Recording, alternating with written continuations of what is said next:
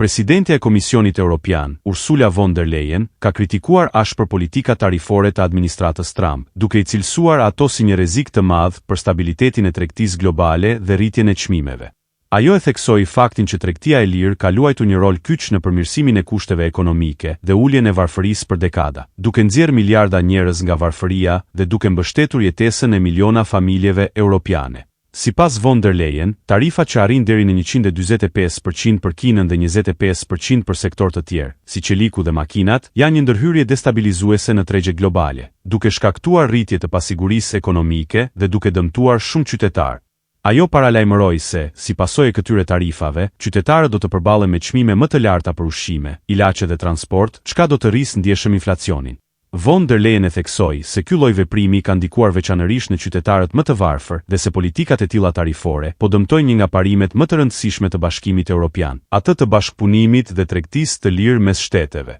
Ajo gjithashtu shtoi se nuk është e pranueshme që fqinjet të ndëshkohen dhe të përballen me pasiguri të mëtejshme për shkak të politikave të papritura tarifore.